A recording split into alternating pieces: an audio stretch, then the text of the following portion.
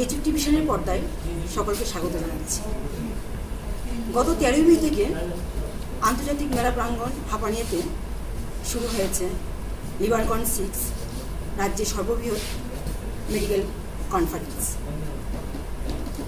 এই কনফারেন্সে রাজ্যের বহিরাজ্যের বিশিষ্ট চিকিৎসকরা উপস্থিত রয়েছেন। আর আমরা খুব কাছে পেয়েছি আমাদের রাজ্যের দুই কৃতি সন্তানকে, যারা এই রাজ্যেরই হয়ে বহিরাজ্যের চিকিৎসায় নিজেদেরকে প্রতিষ্ঠিত রেখেছেন। একজন মেডিকেল হসপিটালে আছেন গ্যাস্ট্রোএন্টারোলজি বিভাগে গ্যাস্ট্রোএন্টারোলজিস্ট ডক্টর প্রশান্ত দেবনাথ মহাশয়। নমস্কার স্যার, আপনাকে এডুকেশনের পর্দায় স্বাগত। আর অ্যাপোলো হসপিটালে আছেন হ্যাপাটোলজিস্ট ডক্টর আকাশ রয়। নমস্কার স্যার, এডুকেশনের পর্দায় আপনাকে স্বাগত জানাচ্ছি। তো স্যার, প্রথমে আপনাকে প্রশ্ন রাখবো, এই যে কনফারেন্সে এসছেন, কীরকম আপনার উপভোগ করছেন বা কীরকম লাগছে আপনার?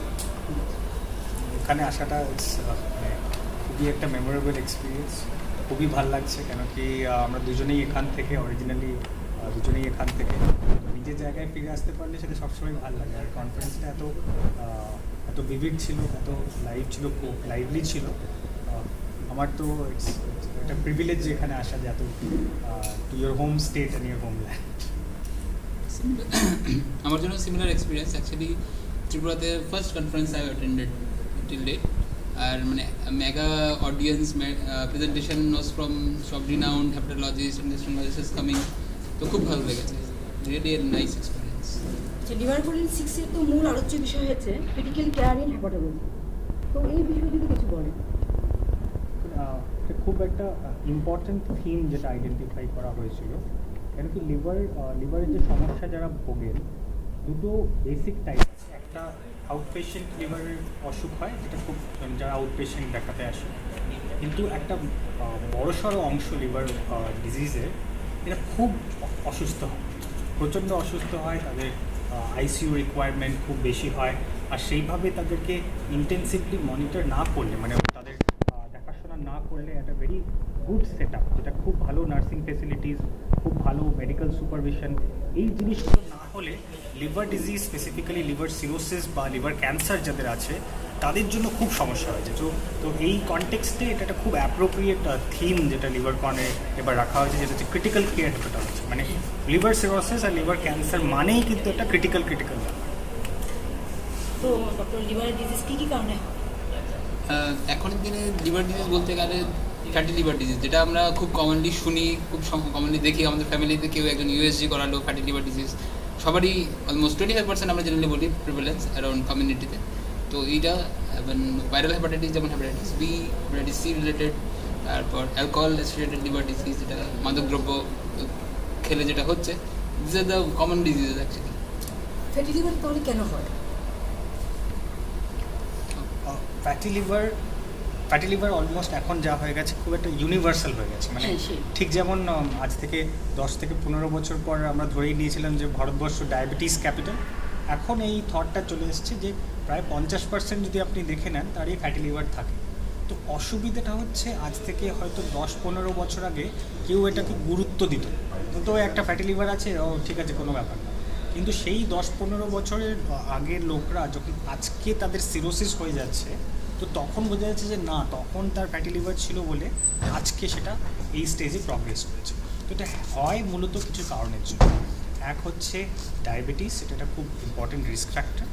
একটা হচ্ছে যারা মোটা, অত্যাধিক মোটা, মানে তাদের আমরা বডি মাস ইন্ডেক্স ধরি, যেটা বিএমআই আমরা বলি, যাদের 23-এর, ভারতবর্ষের ক্ষেত্রে 23-এর ওপরে বিএমআই, সঙ্গে হাইপার টেনশন, কোলেস্ট্রলের যাদের অসুবিধা আছে। তো এই 4টে জিনিস যাদের থাকে, এদের একটা টেন্ডেন্সি থাকে এই ফ্যাটি লিভার হওয়ার।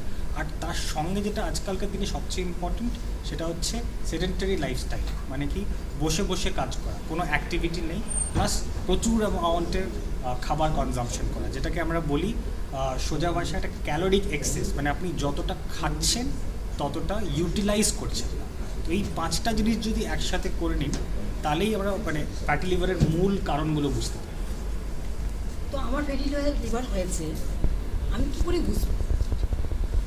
ইনিশিয়াল ডেজে তো দিচ্ছি সেটা ইনিশিয়াল ডেজে ফ্যাটি লিভারের জন্য কোনো সমস্যা এমন হয় না। যখন আমাদের সমস্যাটা শুরু হয় তখন ইট ইজ ভেরি লেট, ঠিক আছে। একটা সাবসেট থাকবে পপুলেশন যাদের একটু পেটে ব্যথা টাইপের, একটু ভমিটিং, একটু খেতে কম লাগা, ওই জিনিসগুলো হতে পারে যখন হ্যাপাটাইটিস স্টেজে যায়, মানে ফ্যাটি লিভার একটা স্টেজ আগে এগিয়ে গেল, স্টিয়ার হ্যাপাটাইটিস বলি আমরা, ওই স্টেজে কিছু সিমটমস হতে পারে। ম্যাক্সিমাম অফ দ্য পেশেন্টস ওদের কোনো সিমটমস হয় না। তো উই জাস্ট টেল পেশেন্টস কি যদি আপনি ওভারওয়েট হন, যদি আপনি ডায়াবেটিক হন, যদি আপনার হাইপারটেনসিভ হন, ওই জিনিসগুলো চেক করতে হবে। Metabolic risk factors we say all because of lifestyle that is, মানে আগে যেটা আমাদের ইন্ডিয়ান লাইফস্টাইল ছিল that is change to western lifestyle. So that is the main risk factor for fatty liver disease, and that is going to in future days, মানে আগের সময় অনেক বাড়তে যাবে, মানে এখন 25% বলছি, মেবি আফটার 10 years এটা 40%, 50% হয়ে যেতে পারে। Like that. তো হেপাটাইটিস বি বা সি কোনটি লিভারকে বেশি ক্ষতিগ্রস্ত করে? দুটোই লিভারকে ক্ষতিগ্রস্ত, দুটোরই চান্স থাকে যে হেপাটাইটিস বি থেকেও সিরোসিস হয়ে যায়, আবার হেপাটাইটিস সি থেকেও সিরোসিস হয়ে যায়। এর দুটোর মধ্যে যদি লিভার ক্যান্সার কোনটা বেশি করে, সেটা হেপাটাইটিস বির অ্যাসোসিয়েশন যেটা লিভার ক্যান্সারের সাথে সেটা বেশি। কিন্তু ওভারঅল দুটো ভাইরাসই ইজ ভেরি ডেঞ্জারাস। এটাকে যদি আগে আইডেন্টিফাই না করা যায় আর লং টার্ম যদি এরা থাকে, এর দুটোই প্রবলেম করতে পারে। আর ট্রিটমেন্ট কী হবে যদি বি বা সি আক্রান্ত হয় তাহলে? তো দুটোর জন্যই স্পেসিফিক ট্রিটমেন্ট আছে। প্রথমে হেপাটাইটিস বির ব্যাপারে বলে নিই। হেপাটাইটিস বির সব হেপাটাইটিস বিকে ট্রিটমেন্ট দিতে হয়। একটা খুব সিলেক্ট গ্রুপ আছে, মানে যার কিছু কিছু ফিচার্স আছে, সেগুলোকেই ট্রিটমেন্ট দিতে হয়। তো সেটা আপনার যদি কোনো দিন হেপাটাইটিস বি ডিটেক্ট হয়, সেটা আপনি সবসময় কোনো না কোনো একজন ফিজিশিয়ানকে বা স্পেশালিস্টকে হেপাটাইটিস বি আপনাকে দেখাতেই হবে। তো সেটা একটা লম্বা ডিউরেশনের ট্রিটমেন্টের ব্যাপার আছে। তো তাই আমাদের একটা সিলেকশন ক্রাইটেরিয়া আছে যে একে দিলে এর এতদিন খেলে এর ইমপ্রুভমেন্ট হবে। হেপাটাইটিস সির ক্ষেত্রে ব্যাপারটা পুরোপুরি আগে। হেপাটাইটিস সির ক্ষেত্রে আগেকার দিনে আমাদের কাছে খুব কম ওষুধ ছিল, এখন আমাদের কাছে একটা বেশ ভালো রকম ওষুধ চলে এসেছে, যেগুলো ওরাল ট্যাবলেটস 12 সপ্তাহ মতন খেতে হয়। Around 85 to 90% of the cases সেই ট্রিটমেন্টের দ্বারাই কমপ্লিটলি ঠিক হয়ে যায়। 10% কেসেস থাকে যাদের সিরোসিস হয়ে গেছে বা অ্যাডভান্স স্টেজ হয়ে গেছে, তাদের ট্রিটমেন্টটা একটু মুশকিল হয়। কিন্তু হেপাটাইটিস সি আজকের দিনে একটা অলমোস্ট কমপ্লিটলি কিউরেবল ডিজিজ। আচ্ছা, বর্তমানে দেখা যাচ্ছে দিন দিন লিভার রোগী বাড়ছে, এর পেছনে কারণ নেই। এর পিছনে কারণ যদি দেখতে হয় সেটাই non alcoholic fatty liver disease, যেটা আমরা most common cause of liver disease যেটা বলছি সেটাই। তো রিস্ক ফ্যাক্টরসগুলো আগে একবার ডিসকাস হয়ে গেছে, যেমন ডায়াবেটিসের প্রিভ্যালেন্স বাড়ছে, ব্লাড প্রেশারের প্রিভ্যালেন্স বাড়ছে, কোলেস্টেরল ডিজিজের প্রিভ্যালেন্স বাড়ছে, লিভার ডিজিজের প্রিভ্যালেন্স অ্যাকর্ডিংলি বাড়ছে। সাথে বলবো যে অ্যালকোহল রিলেটেড যে লিভার ডিজিজটা সেটা অলমোস্ট আগের মতনই আছে, because people consumption rate almost same. আর ভাইরাল হ্যাপাটাইটিস বলতে গেলে কিন্তু রেটটা কমছে, অনেকটাই কমছে, কারণ কি আমাদের কাছে হ্যাপাটাইটিসের জন্য খুব এফিশিয়েন্ট ভ্যাকসিন আছে, অ্যান্ড গভর্নমেন্ট অফ ইন্ডিয়া এটা ম্যান্ডেটরি করে দিয়েছে যে after birth you have to vaccinate. তো এই জিনিসটার জন্য হ্যাপাটাইটিস বি এর প্রিভ্যালেন্স আগের থেকে কমছে। আর হ্যাপাটাইটিস সি এর প্রিভ্যালেন্সও বলতে গেলে উই হ্যাভ এফিশিয়েন্ট ওষুধ এসে গেছে, অলমোস্ট 95% কিওর রেট আছে। তো ভাইরাল হ্যাপাটাইটিসের প্রিভ্যালেন্সটা কমছে, বাট যেহেতু লাইফস্টাইল আমাদের চেঞ্জ হচ্ছে তার জন্য ফ্যাটি লিভার বাড়ছে, আর ওই জিনিসটার জন্য লিভার ডিজিজের প্রিভ্যালেন্সটা বাড়ছে। এখন তো দেখা যাচ্ছে আইভি ড্রাগের বা শিরাপথে যে মাদক দিন দিন বেড়ে যাচ্ছে। তো এদের ফলে হেপাটাইটিস সি হওয়ার ঝুঁকিটা কত? এটা আমাদের জেনে খুব মানে খুব একটা অ্যালার্মিং থিং যে এখানেও আমাদের রাজ্যে তো অবশ্যই বেড়ে গেছে। এটা একটা ভেরি অ্যালার্মিং থিং। এটা খুবই মানে ভয় পাওয়ার মতন ব্যাপার, এই যে ইন্ট্রাভিনাস ড্রাগ ইউজের থেকে যে হেপাটাইটিস সি হয়। কেন কি আমি আমার একটা পার্ট অফ পড়াশোনা করেছি পাঞ্জাবে, চণ্ডীগড়ে, যেখানে এই প্রবলেমটা একটা সময় মারাত্মক ছিল, এখনও আছে। ওখানে একটা প্রচণ্ড বড় ড্রাগ মেনাস আছে। তো সেই রকম প্রবলেমে আমরা দেখেছি যে পাঞ্জাবের কেউ মানে পকেটসে আপনি ওখানে গিয়ে দেখতে পারেন যে পুরো ভিলেজকে village there hepatitis C positive, পুরো ভিলেজই হেপাটাইটিস সি পজিটিভ।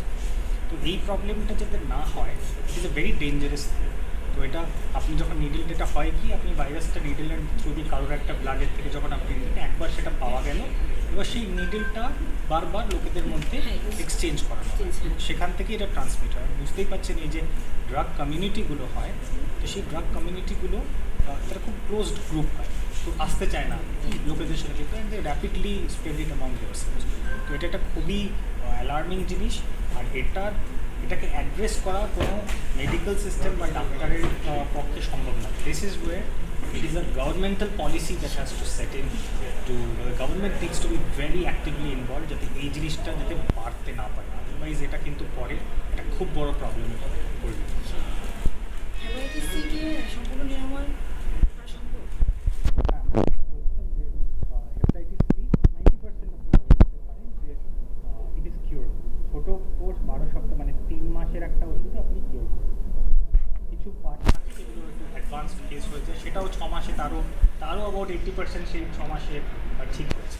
তো সেটা আপনি কোনো একটা স্পেশালিস্টের কাছে বা ফিজিশিয়ানের কাছে যখন যাবেন, সিম্পল কেসেসটা ফিজিশিয়ানই ট্রিট করতে পারে, যদি কমপ্লিকেটেড কেস হয় সেটা তখন আপনাকে একটা স্পেশালিস্টটা পেয়ে যাবেন। আচ্ছা, যাদের বাড়িতে হেপাটাইটিস বি বা সি রোগী রয়েছে তাদের পরিবারে অন্যান্য লোকদের সতর্কতা অবলম্বন করা উচিত।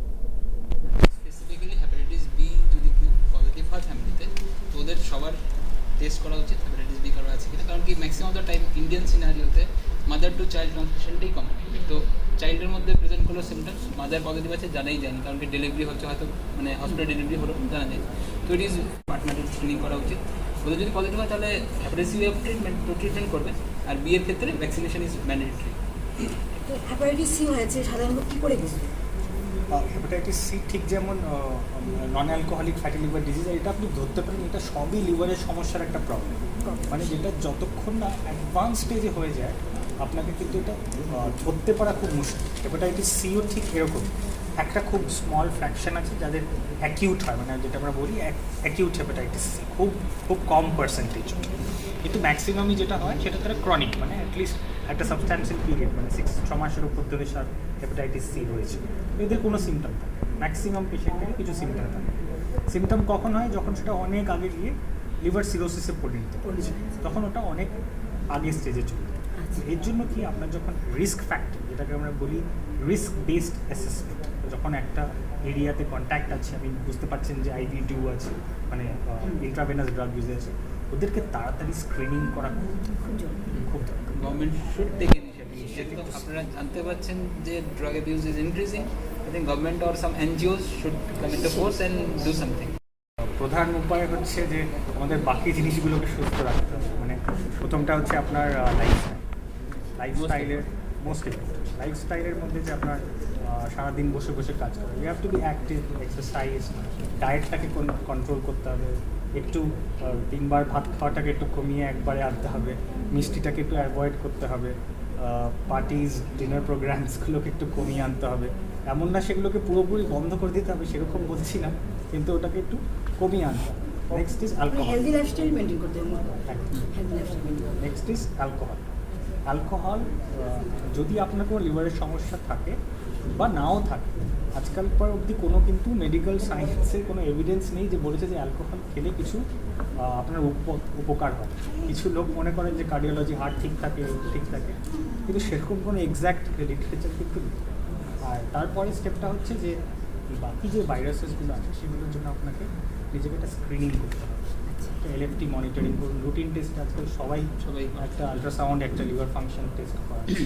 তো যখন সেটা অ্যাবনর্মাল হয় তো ওটাকে ইগনোর করতে হবে। জাস্ট লাইক এখন আমরা ব্লাড সুগার করি, একটা সিবিসি করলাম হিমোগ্লোবিন দেখে কিন্তু আমরা এলএফটিটা কোনো সময়ই এমন দেখি না। মানে যখন ফ্যাটি লিভার ডিজিজটা এত বাড়ছে, but we are not screening the liver. I think এই জিনিসটার পিছনে একটু সচেতনতা দরকার, যে আপনি সাথে একটা এলএফটিও বাড়ান, একটা ব্লাড সুগার দেখছেন, একটা কোলেস্ট্রল নিয়ে পেশেন্টের জন্য কনসার্ন, আমার কোলেস্ট্রল বেড়ে গেছে, আমার সুগার হয়ে গেছে, আমার ব্লাড প্রেশার বেড়ে গেছে, but no one is concern, no one is bothered about the liver. ঠিক আছে, তো মানে every system in the body, মানে একটা সিস্টেম মেশিনের মতো কাজ করে, তো একটা এফেক্ট করলে দুটো আরেকটা অর্গানে এফেক্ট হয়। তো ওই জিনিসটা দেখা হচ্ছে একদম ঠিক। প্রচুর সেলফ ইভ্যালুয়েশন যেটা আজকালকার দিকে আছে, খুব মানে অ্যাডভান্স টেস্ট করে লোকে, মানে ভেরি অ্যাডভান্স টেস্ট করা হচ্ছে, ভাইটামিন ডি, এই স্ক্যান ওই স্ক্যান, কিন্তু এটা সিম্পল এলএফটি করতে পারে। তো এইটা হয়তো আমাদের কালচার একটু আনতে হবে, যেটা এলএফটি করাতে হবে। একটা ইভেন আপনি যদি ব্লাড কাউন্ট করান, ব্লাড কাউন্টের মধ্যে যে প্লেটলেট, যেটা আমরা ডেঙ্গিতে দেখি সবসময় কমে যায়, সেই platelet with combination with an LFT, এই দুটো সিম্পল টেস্ট, হার্ডলি 150 টাকার টেস্ট, সেটা can give you an idea যে আপনার কোনো সিগনিফিকেন্ট লিভার ডিজিজ হচ্ছে কি হচ্ছে। তো লাস্টলি এজিক টিভিশনের চ্যানেলে যারা দর্শক বন্ধুরা রয়েছেন তাদের উদ্দেশ্যে আপনারা কী বলবেন, যদি কিছু মেসেজ? হ্যাঁ, আমরা অলমোস্ট সব মানে বললাম, হেলদি লাইফস্টাইলের কথা বললাম। Most important is sedentary lifestyle থেকে আউট হয়ে আপনার ডেইলি শিডিউল থেকে একটা টাইম বের করে 30 মিনিটস নাহলে 45 মিনিটস টাইম বের করে জগিং করুন, হাঁটাহাঁটি করুন, খাবারটা একটু রেস্ট্রিক্ট করুন, জাঙ্ক ফুড। আর যে হারে দেখলাম আমি রেস্টুরেন্টে যেভাবে বাড়ছে লাস্ট 10 ইয়ার্স আগরতলায়, ওই জিনিসটা কিন্তু আগরতলায় আসবে খুব, মানে মেট্রো সিটিজে আমরা যদি বলি এখন 30-40%, আগরতলায় কিন্তু এই জিনিসটা আসছে। তো ওই জিনিসটা একটু অ্যাভয়েড করতে হবে। Thank you doctor, thank you, অসংখ্য ধন্যবাদ থ্যাংক ইউ সো মাচ। এখানে পাওয়ার জন্য। এজিক টিভিশনের যারা দেখছেন প্রোগ্রামটা, সকল বন্ধুদের বলছি যে স্যাররা যে মূল্যবান আলোচনা করেছেন এখন, এগুলি অবশ্যই আপনারা কী করবেন, নিজেকে সুস্থ রাখবেন, ভালো থাকবেন, সবাই অবশ্যই।